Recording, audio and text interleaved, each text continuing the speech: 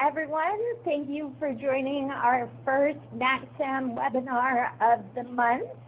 My name is Cheryl Levy. I'm with Clery Center, and I will be helping from a technical perspective behind the scenes today.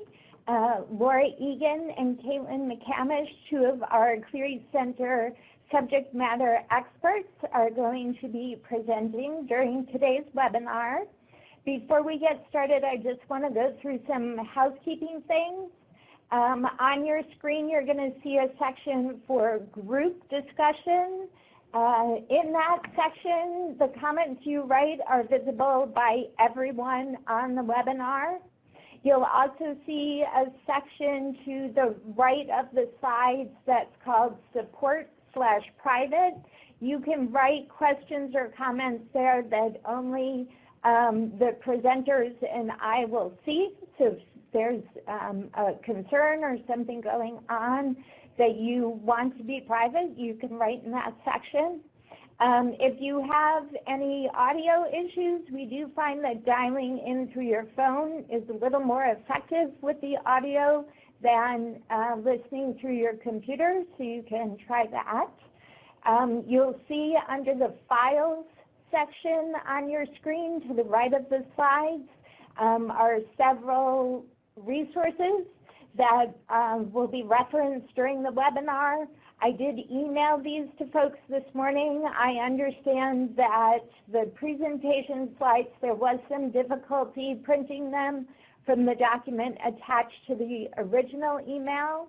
I sent a follow-up email later in the day. It came from clevy@clerycenter.com, and people seem to be able to print those. So if you have an issue printing the first one, certainly feel free to print those. With that, I'm going to turn it over to Laura and Caitlin. Thank you.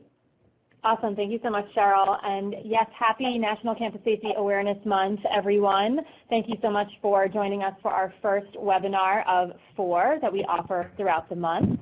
Today's webinar is focused on your annual security report. And combined with our theme of bridging the gap this year, we hope that today's webinar helps give you some focus on what you might need to revise slightly last minute, or what you might be wanting to think about for any future iterations of your annual security report. We know it's a really intense time right now as the due date of the ASR is fast approaching, but we hope that today's webinar will be a chance for you all to sit back and think through what you have put together, what you might want to still include, any last minute refinements, or any adjustments that you might need to make for this year's ASR or future ones. So as Cheryl said, my name is Laura Egan. I'm the Senior Director of Programs here at Clery Center. I've been here for about 4 years now, and I do have a background in student conduct and residence life. And so I hopefully bring a campus context to our conversation today for any questions that might come up about information that needs to be in the ASR that is helpful. And I want to give a chance for my colleague Caitlin to introduce herself. Before we get there, I just want to make a quick note. For the slides that some of you received in advance, it may have indicated that Abby Boyer, our Associate Executive Director, would also be joining us today, and that was unfortunately a mistake on our part. Abby is not part of today's webinar, but that was totally my fault, so I do apologize. For any of you that were expecting to hear from her today, I'm sorry that she is not joining us, but I promise you Caitlin and I are here with a ton of information for you. So I'm just going to give Caitlin a chance to introduce herself, and then we'll get started with some general information. Thanks, Laura. So my name is Caitlin McCamish, and I'm the Director of Training and Technical Assistance here at Clery Center. I'm approaching my first full year of Clery Center employment, and have loved just being able to work with all of you nationwide to help you, really institutionalize Clery compliance and help you to have the resources that you need to do your jobs. And hopefully that's what you'll walk away with even more of today.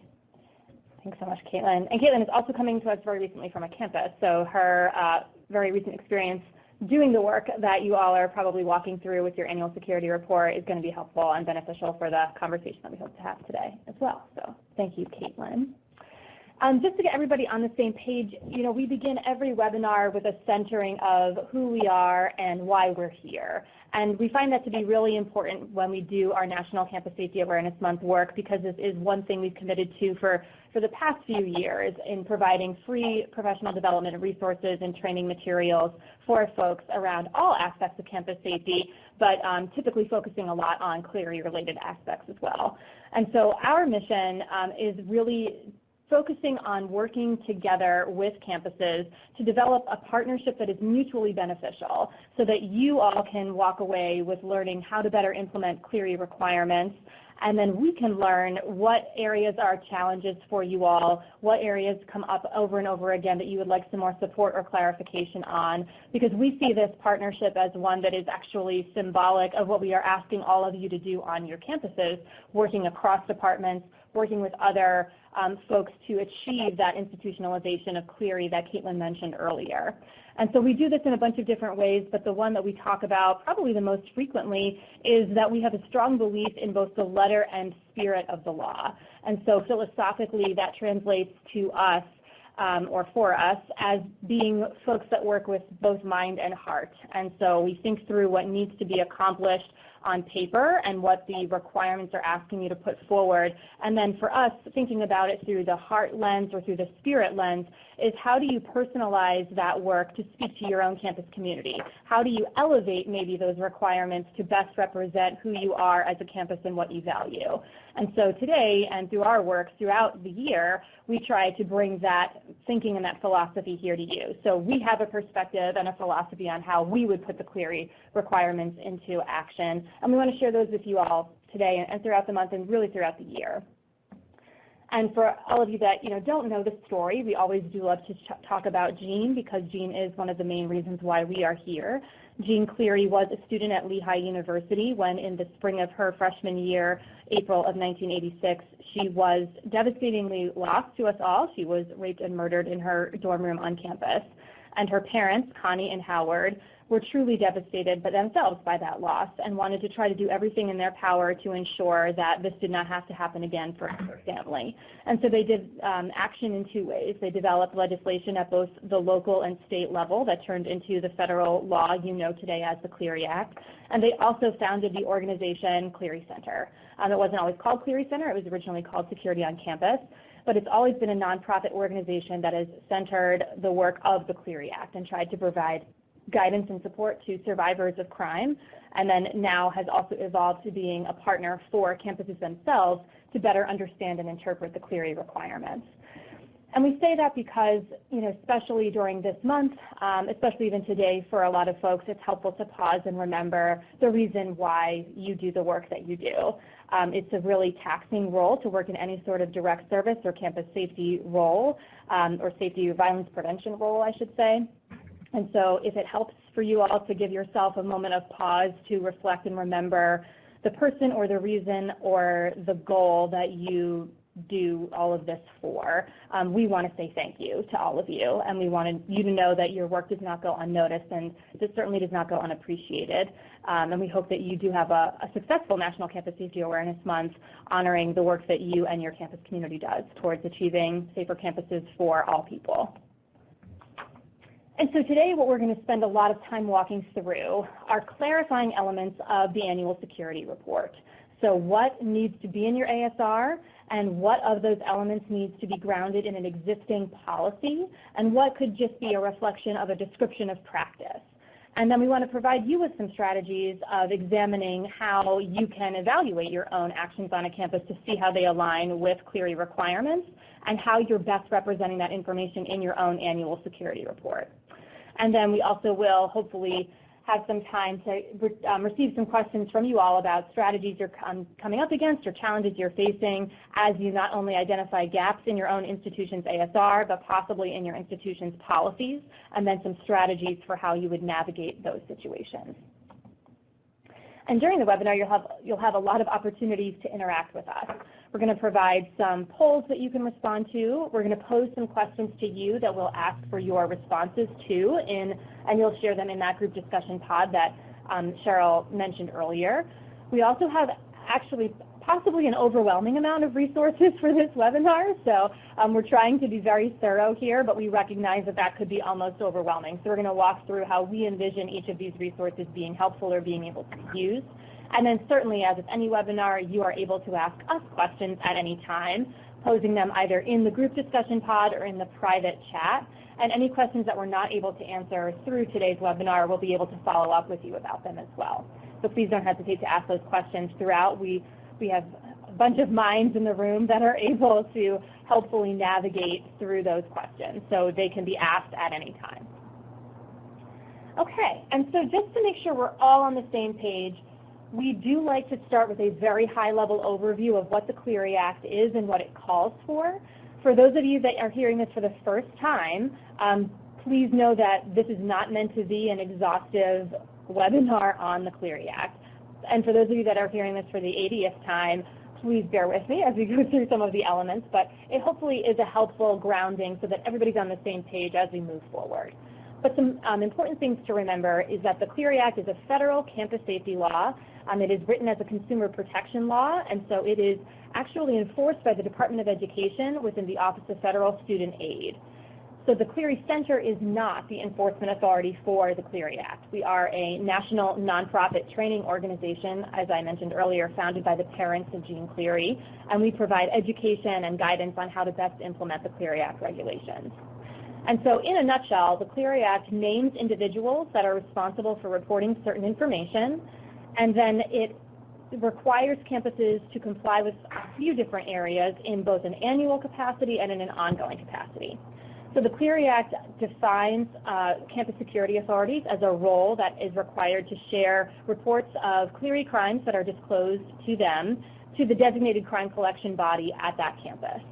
And that's the minimum requirement. Many campuses choose to train campus security authorities to just report any crime that's been shared with them so that folks that are receiving that information, that designated crime collection body, is charged with the responsibility of determining whether that information is classifiable as a Clery crime in Clery geography or not. But most campuses are charged with the responsibility of identifying who on their campus fits into one or more of the 4 categories of campus security authorities. So the Department of Education likes to say that they have done the work for you of defining who CSAs are, and your responsibility as an institution is to identify who fits into those categories based on their function at your campus. Similarly, local law enforcement does play a role in sharing information with you, as campuses are required to request crime statistics from local law enforcement each year. That for Clery crimes that occurred within Clery geography that were reported to local law enforcement. That requirement is really on the end of the institutions of higher education, though it does not speak to local law enforcement's responsibility to respond, unfortunately. When we talk about Clery geography, that is a representation of buildings or property that are owned or controlled by the institution in a couple of different categories, and these are terms that are defined by the Clery Act. And they are important and significant because your Clery crime statistics, so the statistics in your annual security report, represent reports of Clery-defined crimes that were reported to a CSA that occurred within Clery geography. So it's important to understand what that data represents, and that's where Clery geography comes into play a lot. And then in an annual capacity, the Clery Act requires institutions to publish a document called an Annual Security Report, or an ASR, which we're going to spend a lot of time talking about today.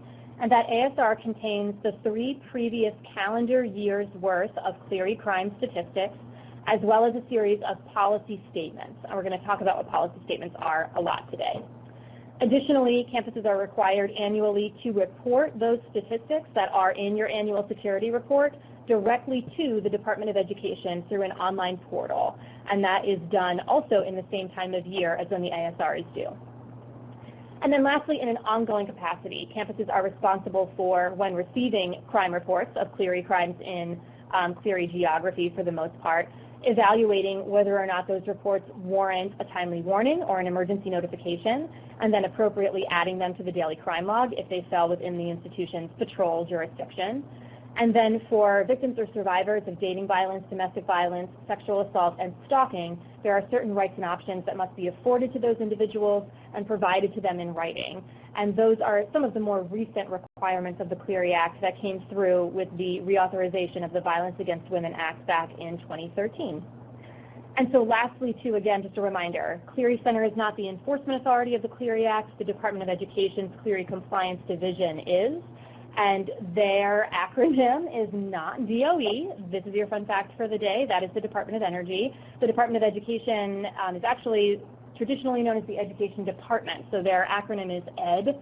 So if you hear us casually falling into some vernacular, or we keep referencing ED, that is not a third presenter that we haven't introduced you to. That is just the Department of Education.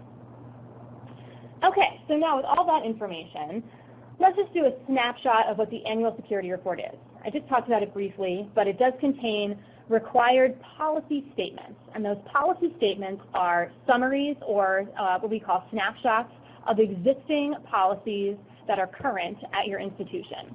And they cover a variety of areas of campus safety, and we'll walk through them today. But those policy statements live essentially elsewhere. They are not only existing in your annual security report. What's in your ASR is a summary of them. What I like to call the annual security report sometimes in terms of a helpful analogy is it's a reference document. It is the showing your work part of, if you walk yourself back to algebra class from high school, where you had to fold the paper in half and do the problem on the left-hand side, and you couldn't just give the answer, you had to show your work on the right-hand side. This is the showing your work. Your annual security report is a summary of all of those things that you do that are required under Clery. And so one of those elements are these required policy statements or summaries of existing policies. On top of that, your ASR should contain crime statistics, Clery crime statistics for the 3 previous calendar years. And your Clery crime statistics represent Clery crimes that were reported to a campus security authority that took place within Clery geography. And then lastly, there's a requirement that the ASR is distributed to current students and employees and advertised to prospective students and employees. And so, you know, we really want to stress that the ASR is not something that's ever been intended to be read cover to cover.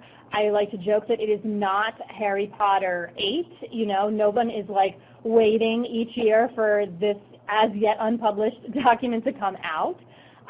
And a lot of people often complain to us that the ASR is so long and they feel it's unhelpful because nobody reads it.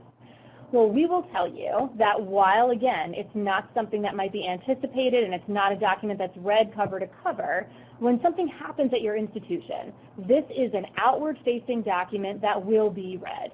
It will be looked to for a summary of what campuses are committing to doing in certain areas, particularly around the rights and options for survivors of dating violence, domestic violence, sexual assault, and stalking, what you do when you should be issuing a timely warning or an emergency notification, and what your reporting options are, and what are your setups for security or public safety, and what are their responsibilities at your campus. So, I mean, we've received many questions, I know Caitlin can attest to this, from folks at campuses where students or parents have called because something in the ASR doesn't seem to line up with what actually happens in real life. So folks are going to be using and referencing this information. And on the converse of that, and we'll get more to this later on in the webinar, what are ways that you can make your ASR work for you? Since it does contain so much information, and since it is supposed to be an accurate representation of everything that's currently happening at your institution, what are ways that maybe you could be using it more so that it doesn't feel like a waste and that it doesn't feel like it's something that's not present for campuses and for students and employees every day as a resource for them as well. And we're going to spend some time talking about that today. But right now I'm going to pass it over to Caitlin, who's going to lead us through one of our first polls. Thanks, Laura. So for our very first poll, we're going to open it up in just a moment and allow you to weigh in on when is your institution's annual security report due. So we'll give you a minute to put your results in,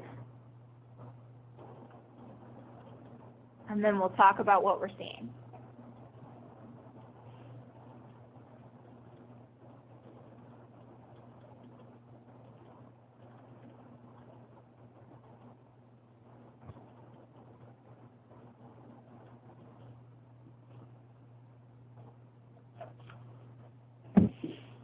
All right, I'll let those last few people come through, and then we'll close the poll in 3, 2, 1.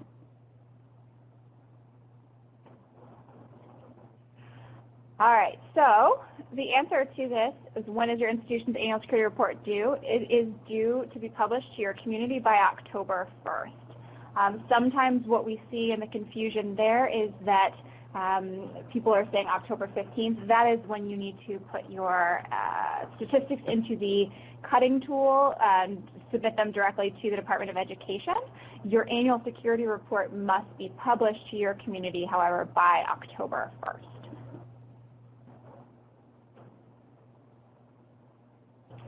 So when we're talking about your annual security report, it's really as Laura was saying, it is a snapshot.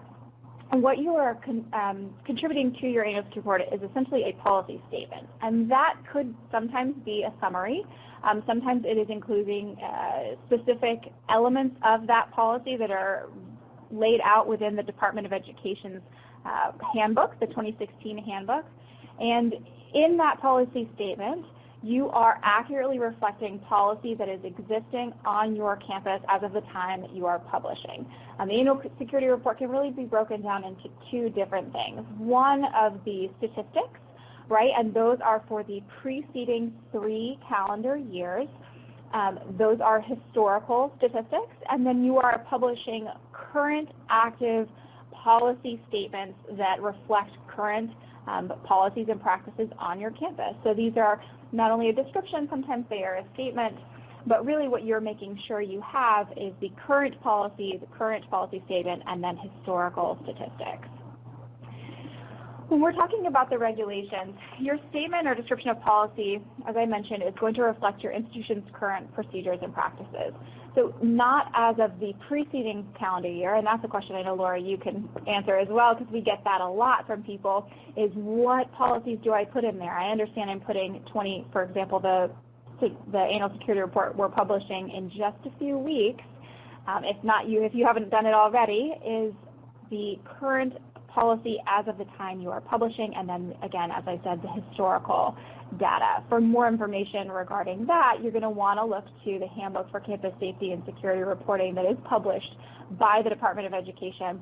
That's all contained in Chapter 7. If your institution does not have a policy or program responding to one of the categories that is required to be included within your annual security report, you do have to disclose that fact. We're going to talk a little bit more in depth about what that means and when that may or may not be appropriate, but really that is what the Department of Education is saying there. If you are a campus that has multiple separate campuses, you have the opportunity to either publish one annual security report that accurately reflects the data and policy statements for each of your separate campuses all in one. But as I'm sure some of you are thinking about your one campus annual security report being quite lengthy, you could see why some schools are choosing not to make that decision, and Ed has, or the Department of Education has allowed for us to, or allowed for institutions to really choose how they want to publish there. If they have separate campuses, they can choose to publish an annual security report per separate campus, or they can choose to publish one. But if they do choose to publish that one comprehensive annual security report, it does need to accurately reflect the current policy statements for each of those separate campuses. And one thing that I think is really important to do is it's not just as easy as, and I wish that it were, but it's not just as easy as really replacing those statistics. You do need to look at your security report from year to year and really evaluate whether the policy statements that are included within that annual security report are accurately reflecting the current policies and procedures that are in place on your campus. Okay, great. Thank you so much, Caitlin.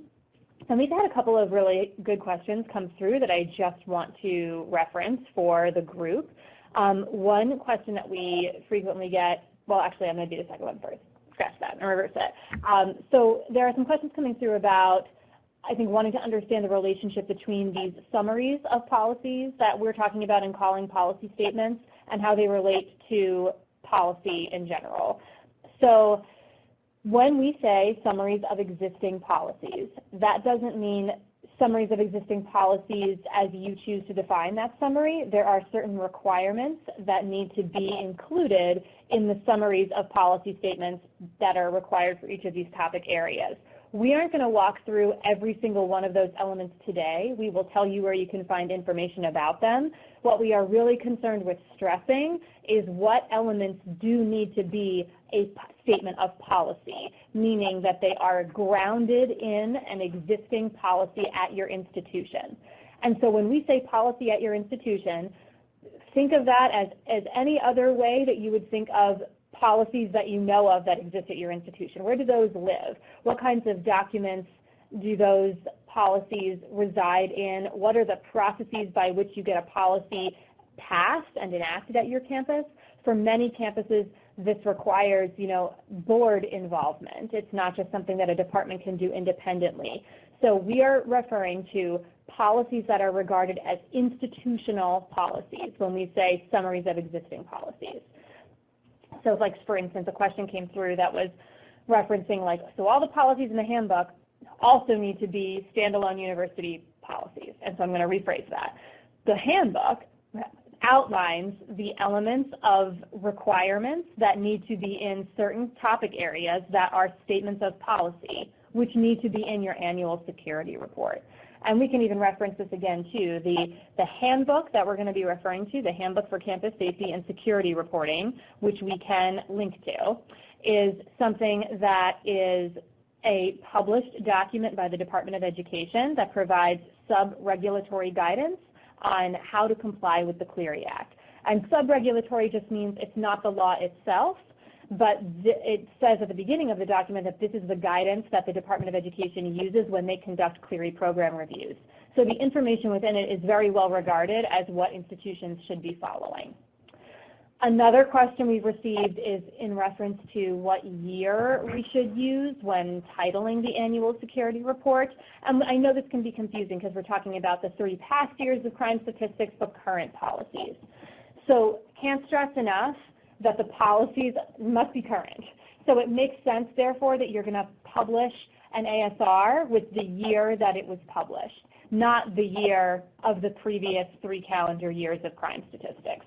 So for example, for the ASR that's required by October 1st of this year, 2019, maybe you would call that Laura Egan University's ASR 2019. If you have a academic year that's 2019-2020, if you want to refer to it that way, that's up to you. But I would recommend calling it the year in the year that it was published. Caitlin, would you add anything to that? You could also add, I think, Laura, published on, for example, Laura Egan University's annual security report published on October 1st, 2019. If that helps for folks. But there should definitely be a recognition somewhere that these are the current policies at your institution. This document is reflecting how things currently go. Okay, great. So now what we're going to do is spend a little bit of time walking through the distinctions between the policy statements, the descriptions, and then crime statistics and how that information should be in your annual security report. So the following areas that I'm going to walk through are topic areas that need to be represented in your annual security report as a statement of policy or a policy statement. Meaning, again, and I know I sound like a broken record, but I just want to be clear that this is information that is grounded in an existing policy that exists at your institution. So for the very first topic area, you need to have a statement of policy that describes procedures for students and others at your campus to report criminal actions or other emergencies. And this statement of policy goes into detail about what needs to be in place for your timely warning policy statement, for how you disclose your crime statistics, list of titles for whom to report a crime, and then information on voluntary confidential reporting. So all of those topics do need to be grounded in an existing policy at your institution. What needs to be in place for each of these areas is not what we're going to go into today per se, but that information can be found in a couple of different places. One, in Chapter 7 of the handbook, in both Chapter 7 and in their Appendix C, which contains a checklist. So that is all procedures for reporting criminal actions or other emergencies. That's all captured in that first policy statement. these are multiple policy statements in this one topic area. And I should say, too, the Clery Act is not prescriptive about the order in which you present this information. You can do it any way that you choose, but we are walking through these topic areas in the order in which they are presented within the handbook, if that helps folks who are following along.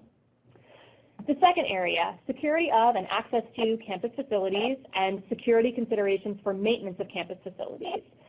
This is one of the most common areas for which we do not see language in an ASR that indicates that this information is part of an institutional policy.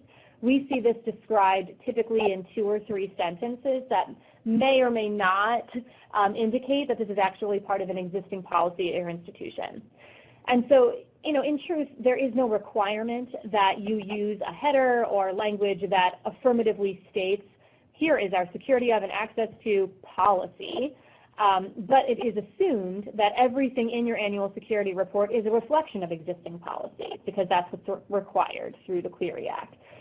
Anything you can do to make this, to make it more clear that it is part of a policy at your campus using language is helpful. But what I would stress is the most important thing is to go back and see if you do have a policy that guides this work or these actions. Many campuses helpfully describe their security of and access to campus facilities, including on-campus residence halls, but we have a feeling in many cases that it's being described in such a way that indicates that they don't realize this needs to be a part of policy and not just a description of the way things always go around here. So just want to stress that for that one. Another area that needs to be grounded in policy is information on campus law enforcement, or if you have campus public safety at your institution. So that includes a description of the enforcement authority of your campus safety or campus police department, the jurisdiction that enforcement authority extends to, the working relationship those folks have with both local and state police agencies, the arrest authority that campus law enforcement or campus public safety has or does not have. And this is just a small tip. If we see language that says sworn versus non-sworn, to lay people, that does not mean anything sometimes. So it's helpful to just be explicit with whether or not the folks at your institution have the ability to arrest or to not arrest using that language. You also need to indicate if you have any memoranda of understanding with local and state police agencies.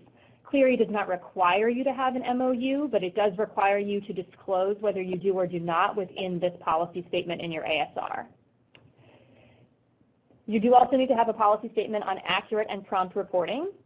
You basically need to speak to the institution's policy or procedure that encourages accurate and prompt reporting of crimes to local police or to campus public safety or police when the victim of crime elects to or is unable to make such a report. And that is a slightly new element that came through with the VAWA amendments, but that language is pretty particular and specific. And so while Clery isn't necessarily going to look for a lack of those words as a finding, you at least need to use similar words that express the same sentiment for that concept. Then you also need to describe voluntary confidential reporting procedures and how those relate to procedures for professional and pastoral counselors to remind those they counsel of the options to report voluntarily and confidentially if those exist at your campus. Please know that you're not required under Clery to have voluntary confidential reporting, but you are required, again, to disclose in the ASR whether you do or do not. And then lastly, for at least this section, you need to have a policy statement that speaks to how you monitor and report criminal activity at non-campus locations of officially recognized student organizations. This is a very commonly misunderstood area because folks are often not understanding what non-campus locations of officially recognized student organizations means. But think through it this way. So you first want to evaluate, do you have officially recognized student orgs? This is kind of like a choose your own adventure flow chart. If you do, if you don't, then you can just say we don't have officially recognized student organizations, so we don't need to say anything about, this does not apply to us. So that would be fine. You just need to state that affirmatively. If you do have officially recognized student organizations, you would want to look into whether or not they own or control buildings or properties that are more than a mile away from your on-campus property. Because if they do, then that location would fall within the non-campus geography category under Clery.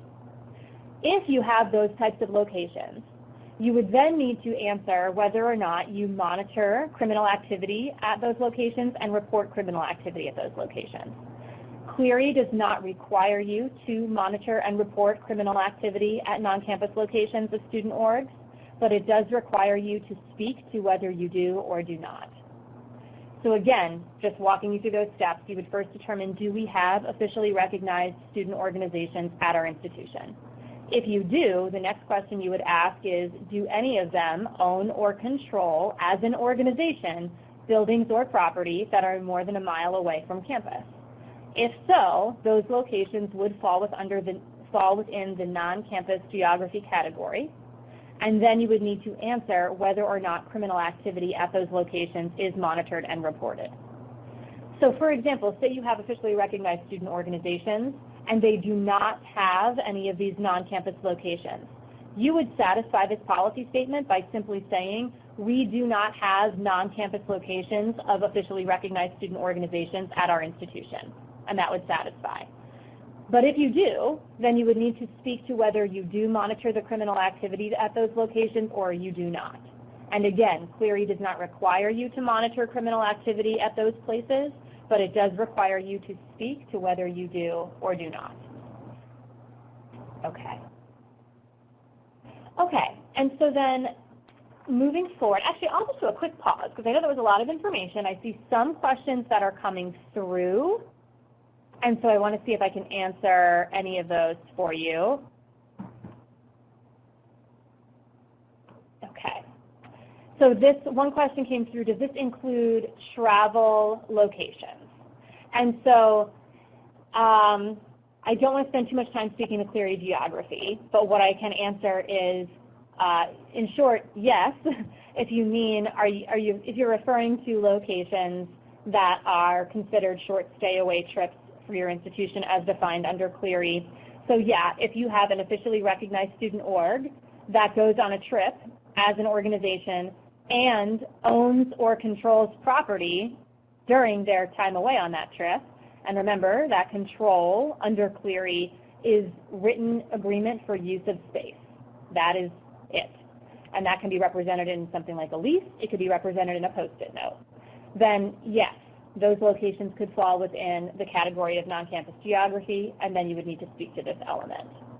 There's a lot of layers to that, though, and we don't necessarily, the intention of today is not to walk through classifying geography, as much as I know you're all disappointed in that, and I am so sorry.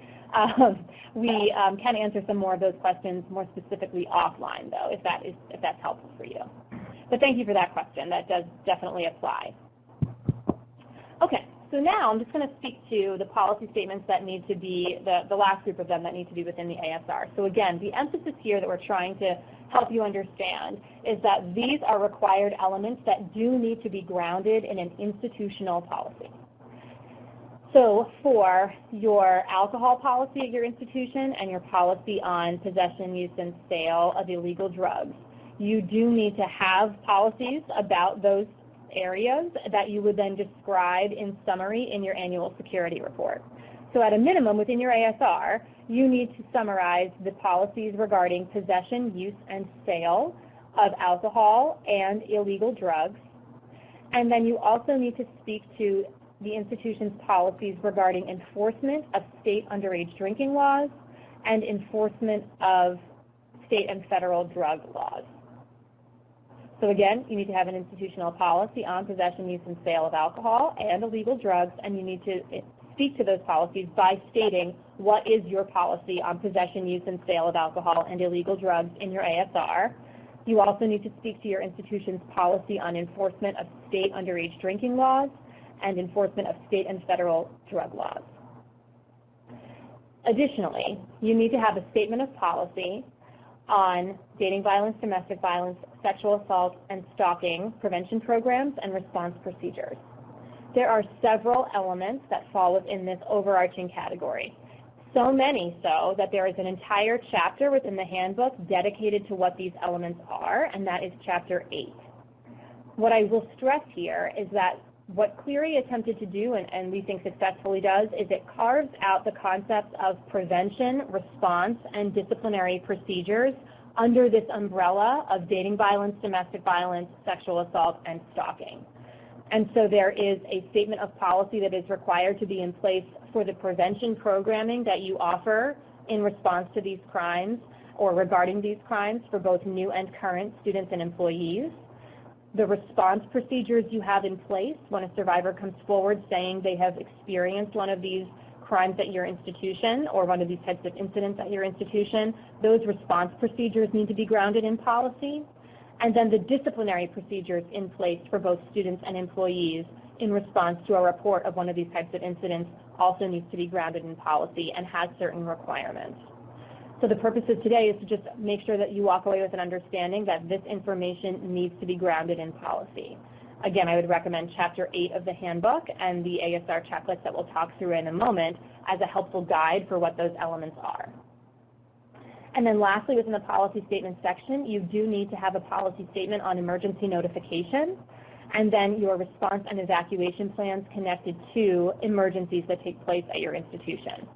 Those requirements actually are outlined within Chapter 5 or 6, I believe, of the handbook, and they're not necessarily in Chapter 7, but timely warnings and emergency notification are talked about in that chapter as well. Okay, so I'm going to pause and see if any other questions come through about those policy statements before I pass it back over to Caitlin. I will take a minute, too, to just let you know that one of our other National Campus Safety Awareness Month programs is connected to the Drug-Free Schools and Communities Act, which Caitlin's going to talk about in a moment, and that's on Wednesday, September 25th. That is a Wednesday, right? Yes. And so please make sure you make time to join us for that one if you haven't already signed up for that. But okay, I don't see any questions coming in. Oh, I'm totally lying. Okay. So if the report is, this is about the ASR in general. Okay, sure. So if the report is due to be published by October 1st, should the date be September 30th? So the requirement is that the ASR is published by October 1st. So any time on October 1st is adequate. You don't need to put a date on the ASR of when it was published. It doesn't need to be a date that is like date-wise. The requirement is that it's published by October 1st. So anytime up to and including October 1st, you would be meeting requirement. And so in the title, if you want to put a published by date, you would not be inaccurate by placing any date on it that is up to and including October 1st of 2019. Okay. And then one other question that came through, the question is if you have several policies that tie into a topic, such as campus security and access to campus facilities, does your narrative have to reference those policies? So I think the question, if I'm interpreting the question correctly, it's like, can we speak to multiple areas that need to be represented by a policy statement within one section, or do they all need to be their own separate statements? And do you have to reference the actual policies that exist? No, you don't need to cross-reference to the policies in which this information is grounded, but you certainly could if you wanted to. What at a minimum it's important to remember is that, yes, you could include multiple policy statements under the same heading or section or something like that, as long as you are sure that the information you're including in the annual security report is grounded in an existing policy. And then it's also important to remember that you cannot cross-reference to information that would satisfy the required policy elements. You can cross-reference to information that would supplement the required information, but the cross-reference cannot be the required elements. Okay, so now for that, I'm going to pass it over to Caitlin, who's going to walk through some additional information around what can just be a description within an annual security report. Thanks, Laura. So for these, as Laura mentioned, we are talking about a description of programs. So for this first one, you are required to provide a statement that describes the type and frequency of programs designed to inform students and employees about campus security procedures and practices, and to encourage students and employees to be responsible for their own security and the security of others. So this statement essentially has two elements to it. You've got to describe the type of programs for students and employees dealing with your security procedures and practices, and then you're also going to include the frequency with which they are offered. This and the following one that I'm going to talk about, the crime prevention programming, this is one of those areas where if you do not have programs for this, you are going to make a statement of that fact and include that instead of a description of the programming within your annual security report. For those crime prevention programs, again, you're going to provide a description of programs that are designed to inform students and employees about the prevention of crime. So again, here you're going to describe the program. You're not simply providing a list of titles. Laura and I have the opportunity through our roles to review annual security reports for some of our Clery Center member institutions. And so what we often see is essentially a spreadsheet or a list of titles. But if you're not describing those programs that are specifically targeted to students and programs to employees, you're going to not essentially be satisfying this requirement. You do need to describe them. It's not enough just to list the title there. Again, as with security awareness programs, if you do not offer crime prevention programs, you do need to provide a statement disclosing that fact. And now when we're talking about these drug or alcohol abuse education programs, also lovingly referred to as the Drug and Alcohol Abuse Prevention Programs, or the DAP. These are requirements under the Drug-Free Schools and Communities Act. As Laura mentioned, we are going to have a webinar on September 25th at 2 o'clock Eastern, solely looking at evaluating your drug and alcohol prevention programs and doing your biannual reviews. Essentially what you're looking for here is a statement of a few different things.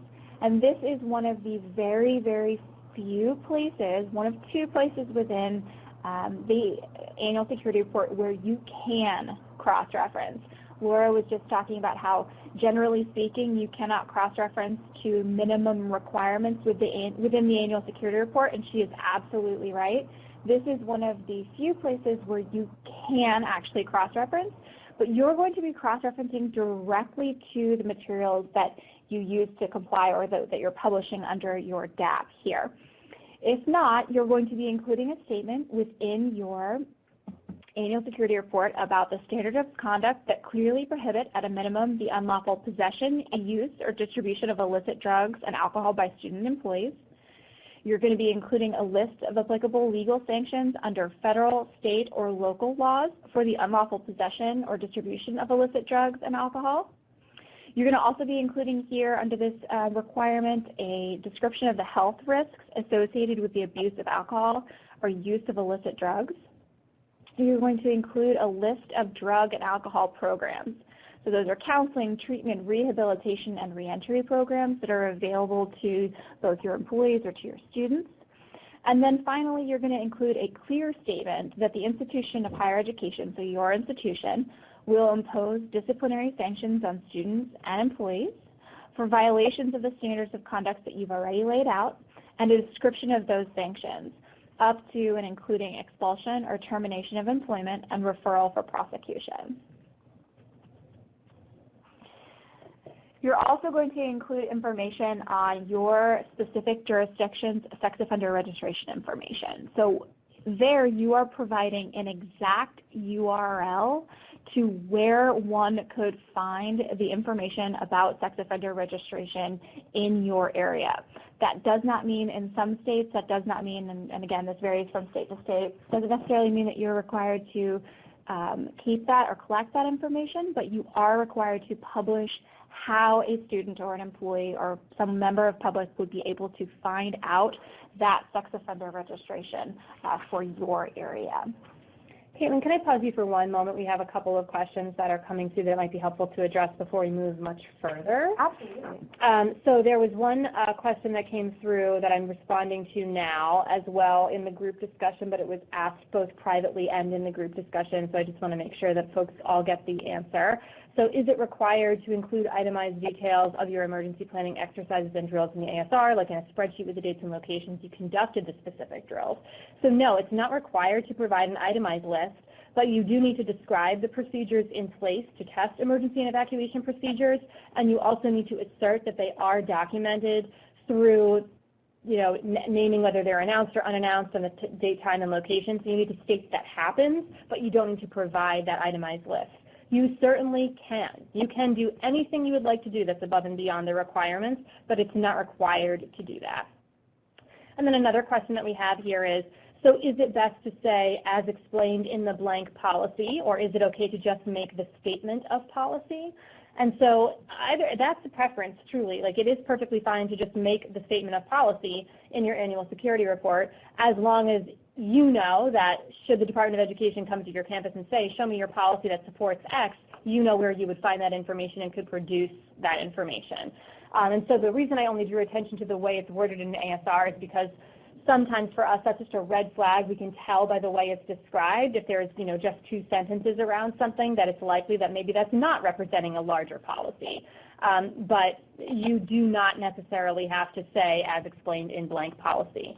I think it could be a helpful practice, though, because it keeps you in check. I think campuses that we see sometimes strategies they use are in the table of contents. They'll say something like timely warning policy statement, page 18. You go to page 18, the header again says timely warning policy statement, and it includes the required information that needs to be in there at a minimum that summarizes your existing timely warning policy. So you have some options for how you present that information. At the end of the day, you just need to ensure that that information is grounded in existing policy at your institution. Hope that makes sense. Did you add anything onto that, Caitlin? No, I think you did a great job of addressing that. Thanks, Laura. Yeah, sure, no problem. Thank you. Back to Caitlin. So as we mentioned, essentially your Clery Act crime statistics, you are reporting they're including a crime that was reported to a campus security authority, which includes campus law enforcement within the year in which it was reported.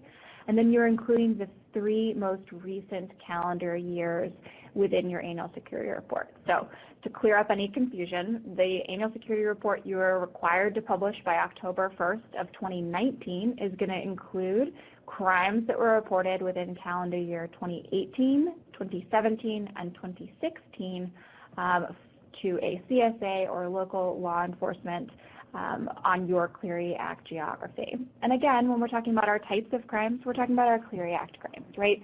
We can break those down into different categories, but essentially what we're talking about are homicides, negligent manslaughter, non-negligent manslaughter, arson, aggravated assault, robbery, burglary, among others. That also includes those sex assault, domestic violence, dating violence, and stalking crimes that were included through the reauthorization of VAWA. And then you're also including within your crime statistics those arrests and disciplinary referrals for liquor law violations, drug law violations, and weapons law violations. And again, it's one thing building on another. So the types of crimes matter and need to be reported when they occur within your Clery Act geography areas. So what we're talking about there is an on-campus property area that includes on-campus and a subcategory of on-campus student housing. It also includes your non-campus property that Laura addressed briefly. As we mentioned, if you were looking for the deep dive of geography, that's not, unfortunately, what we're going to have time to do today. We are always available for technical assistance questions, and you can always email us at info@clerycenter.org with those questions. But again, you've got to report those Clery Act crimes for the preceding 3 calendar years in that on-campus property, on-campus student housing, your non-campus property, and your public property immediately adjacent and running through your campus. Now, for those institutions that do have on-campus student housing, and for those institutions only, you are also required to include 2 additional things within your annual security report. One is a policy statement about your missing student notification policy. The specific requirements for that policy statement can be found in Chapter 10 of the handbook published by the Department of Education. And then you're also required to publish an annual fire safety report. That includes a variety of things, one of which being fire statistics. And those fire statistics are, again, similar to the crime statistics we just discussed for the preceding 3 calendar years. And I do want to just make clear that these 2 report or policy statement requirements are for institutions that have on-campus student housing only. Awesome. Thanks so much, Caitlin. Okay, so that's a lot of information about what needs to be in the annual security report. We can pause for another moment and just see if, give folks a second to center and see if you have any other questions as you're thinking through some of the things we've shared.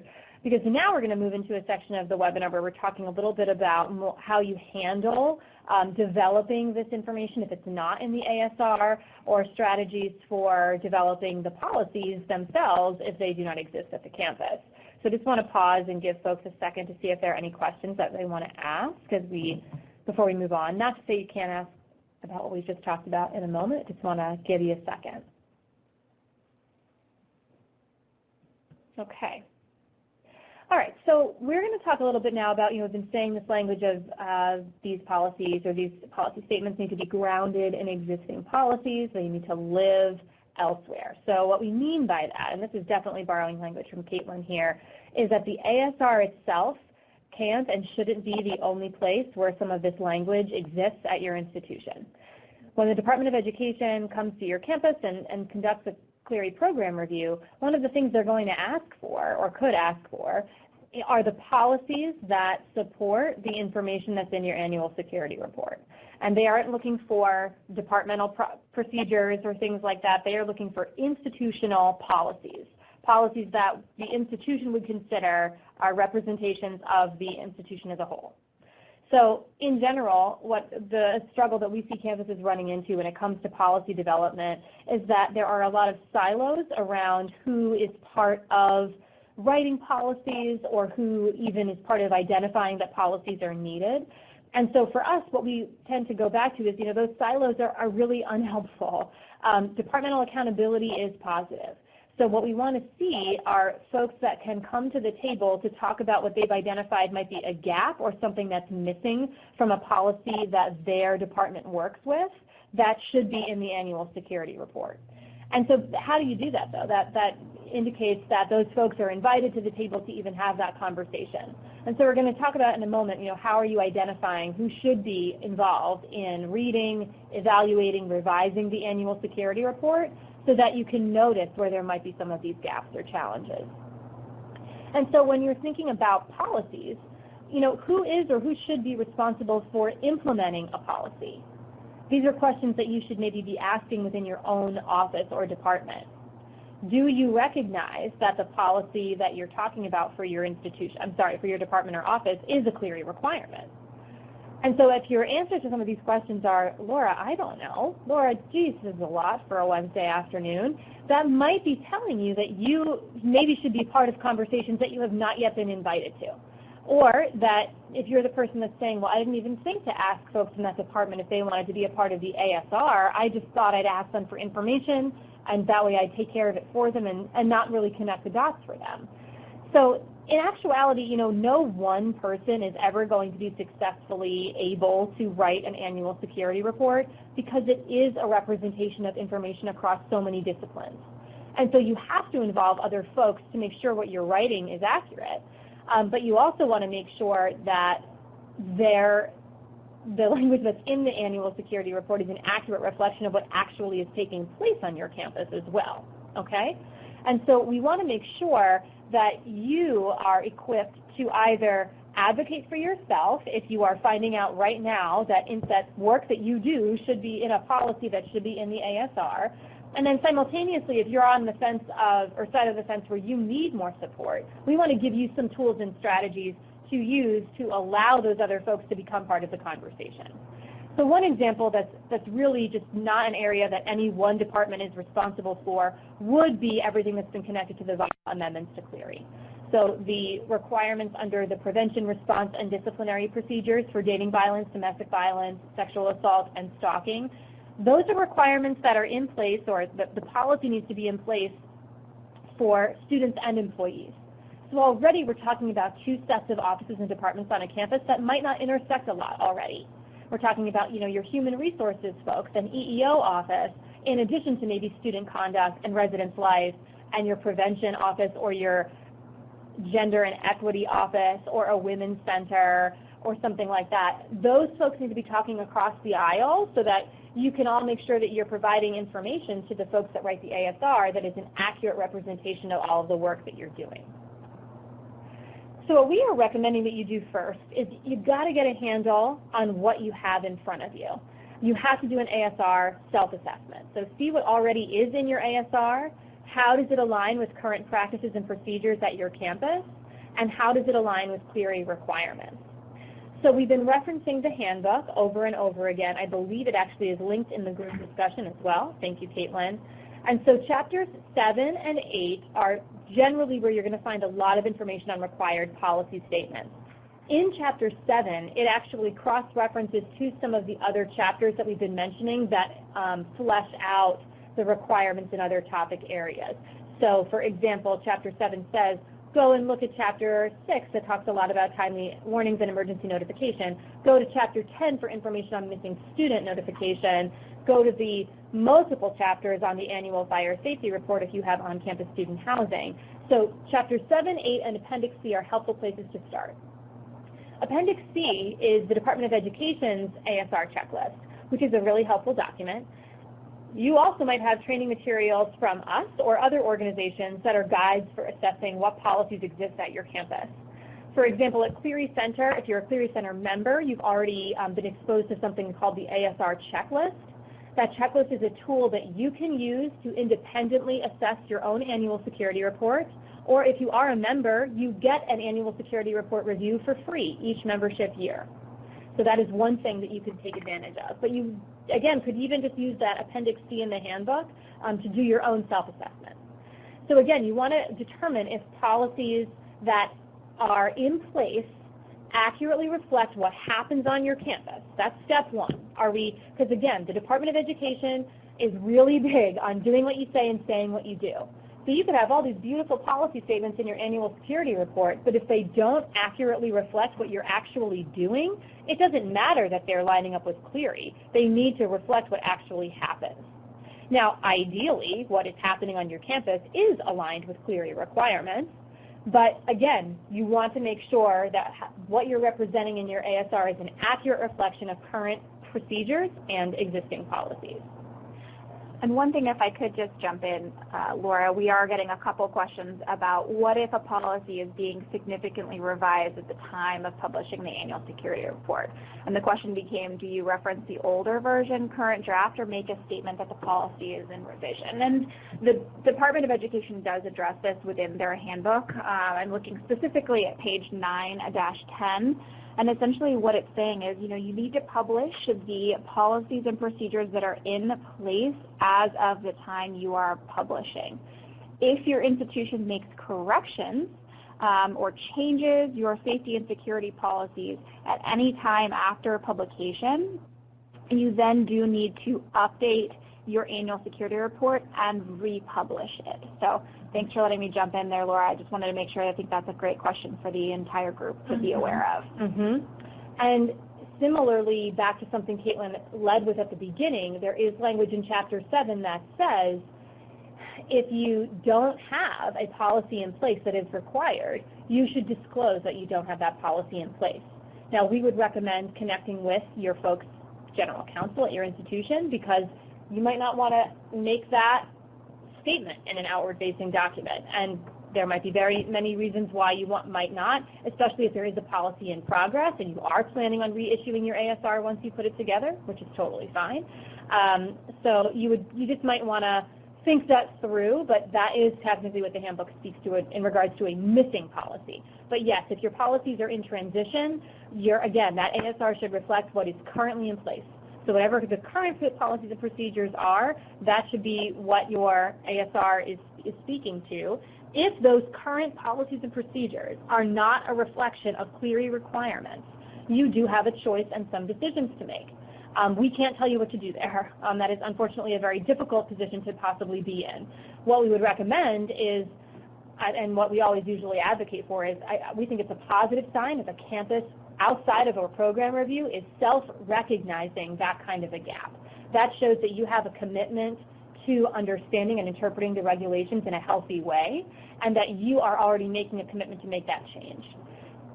So what we still would, advocate for, you want whatever is currently in place to be reflected in your ASR. Your ASR should not indicate something that is not currently in place at your campus, per se. Okay. And so then, again, this is just a reiteration of this philosophy we've been driving home a lot, this relationship between policy, policy statement, and practice. They all are influenced by and should reflect each other, and ideally, all of these elements are reflecting Clery Act requirements, are aligned with Clery Act requirements. I'm going to take a quick pause here before we move forward to see if there are any questions. We do want to give you some reflection here with this slide as well. Obviously, we've been saying this frequently here. Remember that all these things are aligned. You want to say what you do what you say. So one of the most helpful things to think through then is, so who is at the table when composing your annual security report initially and then refining it? You know, even if you say to me, Laura, nobody's ever going to read this, nothing even ever happens here, knock on wood, so no one really is ever going to read this. At a minimum, constructing your annual security report provides you with an annual opportunity to get together and make sure that your policies and your practices are reflecting each other and are aligned with Clery requirements. So at minimum, it's an exercise in doing that. It gives you an excuse to do that. And so, you know, you want that ASR to be an accurate reflection of all the things that are happening at your institution. Again, it doesn't have to be more than what the requirements are, but many people choose to include things beyond the requirements in their ASR that they feel speak to their campus community. For example, the Clery Act does not require you to speak to a biased incident policy in your annual security report, yet many campuses do include that information because you do include hate crime statistics.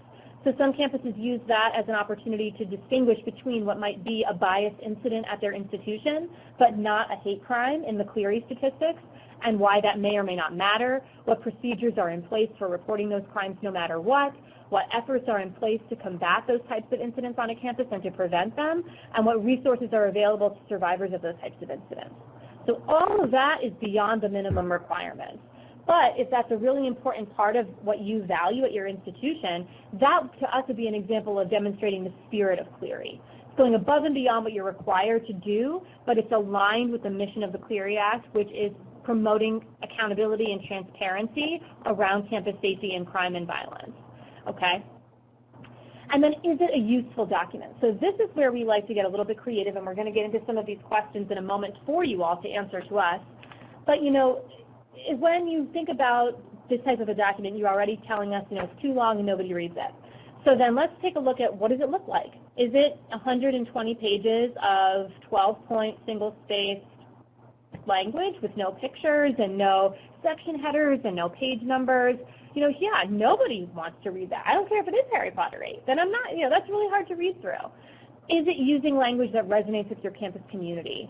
Is it colorful? Does it have images? Does it make use of charts and flow charts and thinking through how multiple types of learners process information?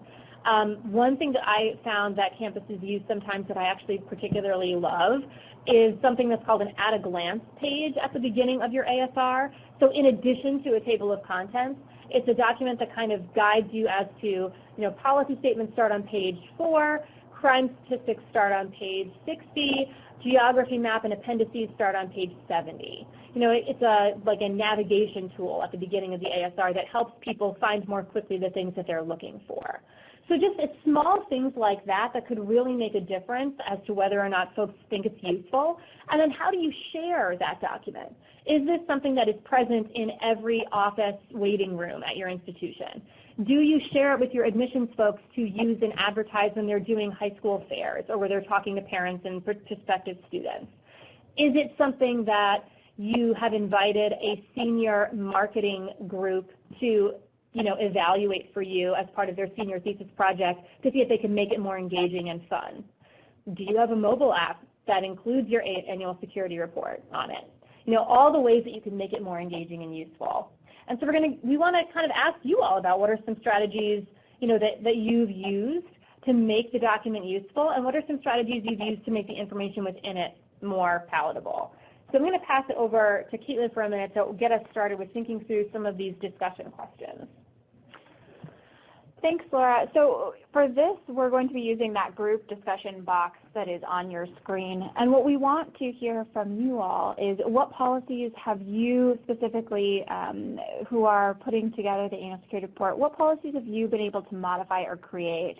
How did you get to that table? I know for some of you out there who are feeling as though you are shouldering that burden of doing the annual security report alone, one thing that I will always say is you are not alone in shouldering that burden. We at Clery Center are here to hopefully help you with that. But what can you do to get a seat at that table so that you can help to modify or create those policies? Because what we find is very often as one is putting together the annual security report, you may be noticing that things are missing from your policies that are required to be within those policy statements. And do you have a voice, and do you feel as though you can go back to the quote-unquote owners of that policy and say, listen, this is required to be in our policy statement, which therefore means that it must be within our policy, and it's not. So how can we fix that? How can I be helpful to you as the owner of the policy, begin to do so? And then how did you get to the table, and with whom did you work when you got there? So I can see that a few people are typing. Please do use this group discussion. We very much want to include your voice within this webinar today, and throughout our series of NACSAM or National Campus Safety Awareness Month webinars, we want to hear you. How are you bridging that gap? You may be able to provide some ideas to your fellow institutions who are on the webinar that maybe they hadn't thought of before. So I know for me, when I was on a campus, what I found to be very helpful was to essentially start from the very beginning. And who are the owners of those policies, right? Not only do you need to know that so that you can find those policies on your campus, but also how are you going to develop the relationships with them? Laura, do you want to add anything to those? I'm not seeing a lot in the group discussion, but perhaps you're seeing something in that private chat.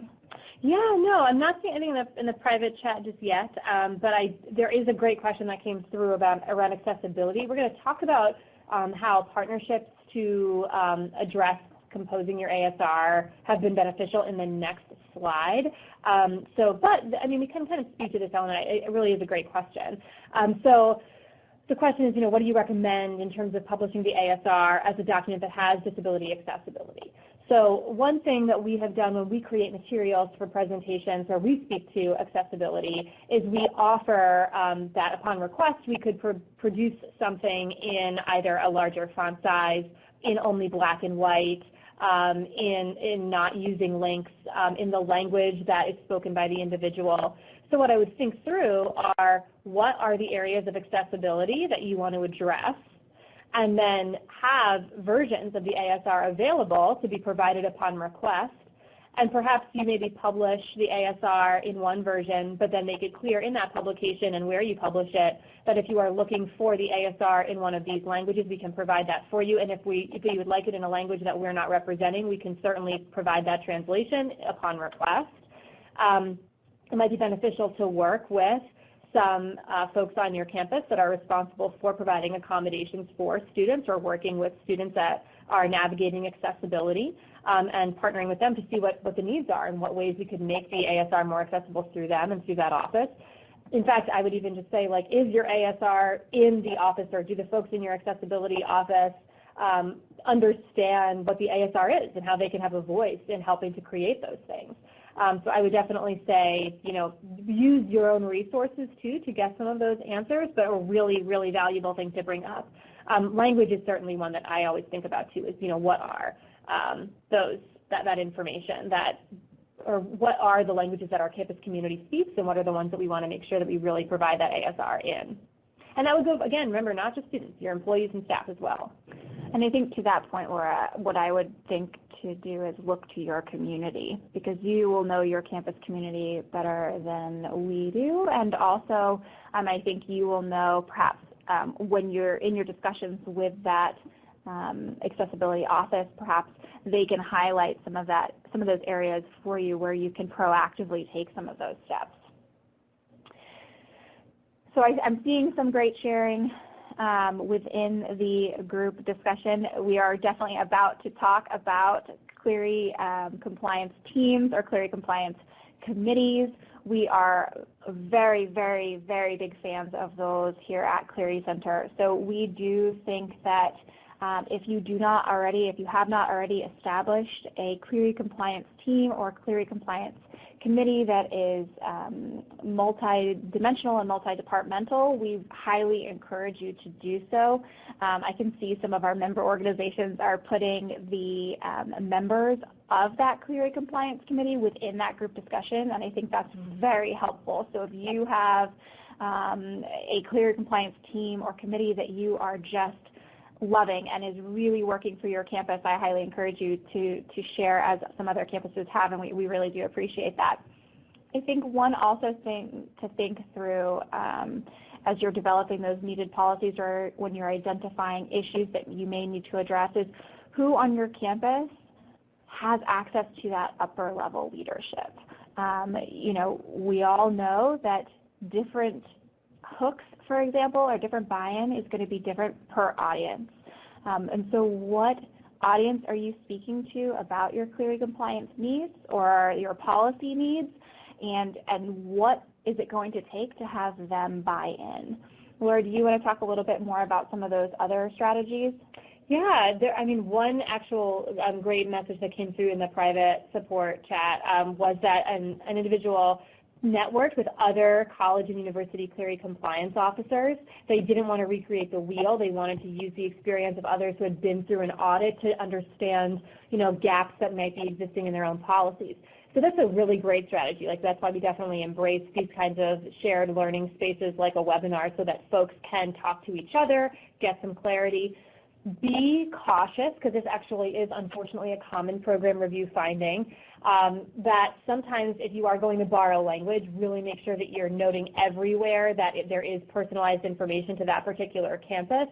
Some program reviews have found that campuses were not as conscientious around details of borrowed policies, and so they were including language that was not applicable to their own campus. And this is unfortunately not an exaggerated example, but for example, one campus at one time borrowed a policy that explained that a hospital was 800 miles away from their campus, and that was not adequate or accurate because that campus had hospitals very close, but that policy was borrowed from an institution that was a little bit rural, did not have as great access to formal hospitals, and so that was an area where the department identified this was, a policy that clearly was not for your institution. So certainly sharing that information is helpful. You just want to make sure that when you are borrowing language, make sure you're borrowing language that fits for your campus. We get this question a lot. If people could just provide us with, Laura, can you provide us with the perfect ASR, the sample perfect ASR, or the perfect sample policy? And the reason we hesitate to do that is twofold. One, we want you to use language, obviously, that speaks to your own campus and your own procedures. And then the second is that there is no perfect policy for everyone. I can show you a policy that's been, evaluated and looks really good, and that's going to be the perfect policy for that campus because it accurately addresses the resources, the procedures, the reporting elements for that campus. But if we start saying that now that's going to be applied to a community college, or we're going to say that that applies to a small liberal arts college, but it was written for a large public residential college, those things just don't overlap. And so you really want to make sure that you are writing policies that reflect and speak to your campus. Another thing that we want to highlight here is we have a bunch of resources in the files pod. One of them is the ASR project plan. Now, this is a document that we created a few years ago in 2016, right before the handbook came out. So we don't go into as great amount of detail around the VAWA amendments beyond what the regs say in the project plan for what's required in terms of policy statements. But again, we would refer you to the handbook for that information. What the project plan does, helpfully, is walk through how, as a group, you could tackle composing or revising your annual security report. So as a Clery compliance team, as an ASR subcommittee, whatever you want to call it, there are some steps and structures that are outlined in that project plan. So if you even wanted to, I know we're coming close to the end with time here, but if you wanted to open up that project plan and browse through it while we're talking, if you had any questions about information in it, we'd be happy to answer those for you. But it does give some suggestions for how you would start to work on addressing gaps as a campus, or as a team rather, and how you would split up different topic areas, how you would give yourself essentially a year to do this project, and really use that project plan as a guide for how you would strategize steps. And then in terms of needed policies, what Caitlin I think was getting to earlier is so true. You really do have to have campus partners that have access to that upper level leadership. And so when it comes to identifying that a policy is missing or elements from a policy statement are missing, you might be looking at, we have to draft a policy or revise a policy. So you want to make sure that when you are creating committees for drafting those policies, that you are either including somebody in that committee that is upper level administration or that has direct access to upper level administration, or that someone in your committee reports to somebody who has that connection to upper level leadership. Because ultimately, to get an institutional policy, you do have to have that kind of buy-in and support. And then lastly, we would love to hear from you in this area. You started to talk through this a little bit ago, but what are some unexpected partners or roles that you initially didn't think of as associated with Clery that have helped you advance your Clery efforts, if any? So take a couple of minutes and see what responses we have to that.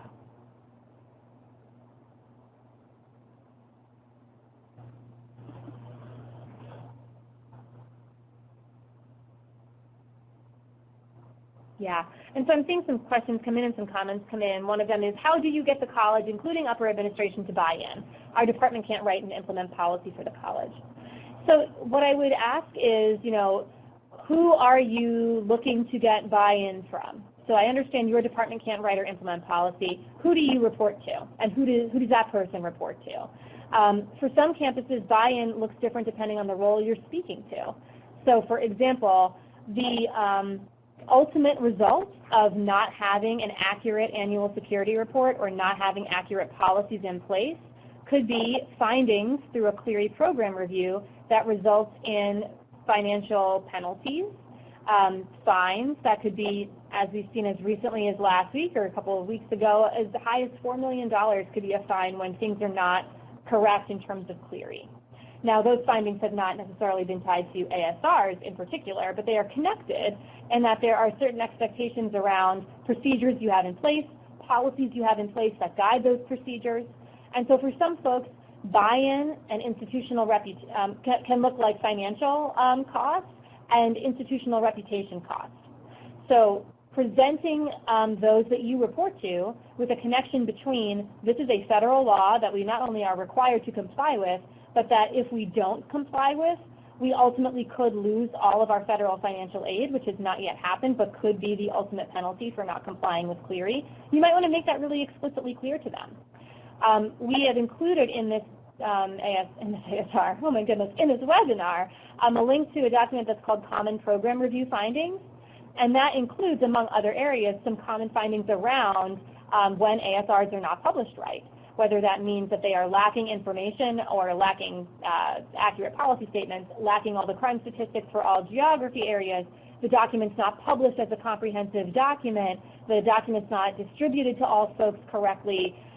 So we are, those are all of the examples of things that could happen or that have been identified as challenges for the ASR at other campuses that have resulted in findings. So that's one document to use to make your case to upper level administration that it's important to have policies in all of the required areas. Please note too that the VAWA amendments have only been in effect fully as of 2015, July 1st, 2015. It was passed in 2013. They went into effect July 1st, 2015. That's 4 years. Sometimes program reviews take 4 years for the Department of Education to complete. So we are only now entering a time where we're going to be receiving program reviews that reflect findings connected to the VAWA amendments. One of those big ones being that you need to have your prevention work grounded in existing policy. That is an area that many people did not quite understand. They thought they were just required to perform these prevention requirements as opposed to have a policy that guides them. So we are anxiously awaiting program reviews that will be concluding soon that will show how the Department of Education is landing when they see that campuses don't have required policies in place or policy statements that are incomplete. So I would encourage you to stay on top of the Department of Education's program review findings. They are available, or you can find them on the Office of Federal Student Aid website. It's a very, if you just do a quick Google search for Clery program reviews, that link comes up fairly quickly. But that's an area where that information is published and kept current. And Laura, we are seeing in our group discussion some great partnerships that were perhaps unexpected. I'm definitely seeing some facilities management departments who are the ones who are maintaining that list of all university-owned or controlled property, and those are some unlikely partners that have really helped some of our institutions or some of our group members, discussion members, to advance their Clery efforts. International education was helpful for tracking study abroad. We've got one participant who's talking about their accounts payable. They're reviewing all trips. So that's helping them to locate those non-campus locations and trips. That's definitely a group that I would encourage you to reach out to, is who signs those contracts on your campus. Is that your business office? If so, you're going to want to go find that person because they're going to be very helpful as you work to identify some of your Clery geography. I see a couple of questions that came through too. There was one that said, if you share a campus with another university, would the information be the same or should it apply toward each school separately? And I think that's a great question. It really depends on your relationship of how you share that campus with another campus. Each campus is fully expected to comply with all aspects of Clery, so most likely you would need to publish your own ASR. And then policies should be connected to the institution. Sharing the campus really sounds like it's sharing physical space. But if you're talking about, the institutions are intertwined and their policies are intertwined, that's a little bit different. But if you're just talking about you are Laura Egan University and I am sharing the physical grounds of Caitlin McCamish University, then we are each separate entities that need to publish our own ASRs for sure. And then a question came up here. Thank you, too, for the folks that are sharing some great recommendations, not only around the partners, but I see some really great resources here around ensuring that accessibility is happening for documents that you publish, so it looks like that could be a great resource for folks, this YouTube video. And then for this question here, again, sharing a campus, if you move to a new location, do you still need to publish statistics for crimes that occurred in that new location for the last 3 years, even though you were not there at that time? So, your Clery geography is determined by what you own or control. That's what you're responsible for, how you're representing your statistics. So we can talk offline. It sounds like this might be a very campus-specific question, so I don't want to totally get into the weeds here. But you're not going to be reporting statistics for locations that you didn't own or control, basically, if that helps. And so we are approaching the end of our time together, so I do want to just highlight again some of these other resources. Composing the ASR is a document that we are highlighting this week that breaks down all the information we were sharing around statements and descriptions versus statistics. So please make use of that document that's highlighted in the files pod, and also should have been emailed to you if you're getting NACSAM emails from us each week. DFSDA fitting into the ASR was a document we created last year for NACSAM that describes what is required under the Drug-Free Schools and Communities Act to either be within your ASR itself or be cross-referenced. And so you have the option there. That's the only place in the ASR where you can cross-reference to information. And if you choose not to cross-reference to the Drug and Alcohol Abuse Prevention Program information, you would need to include all of that within DFSDA itself. Within the ASR itself. Then the next two documents here, Clery Act Essentials and Rights and Options, are one-page handout documents that we created during last year's NACSAM as well. Clery Act Essentials just provides a nice overview of the Clery Act for when you're training, in case that's helpful. And Rights and Options does the same thing, only specifically connected to rights and options in place for survivors of dating and domestic violence, sexual assault, and stalking. All of these should be available in that files pod, and were emailed to you as well by Cheryl, as she mentioned. But if any of you have questions or problems accessing them, feel free to let us know. And as we end our webinar with you today, we just want to remind you of some upcoming webinars for the rest of NACSAM. So we have 2 next week on Wednesday and Thursday, one about using evidence to implement change, so use data to influence changes on your campus. We're going to connect with EverFi to co-present on that topic. We're so excited for that. September 19th is connected to Clery Act reporting procedures with TrackTick.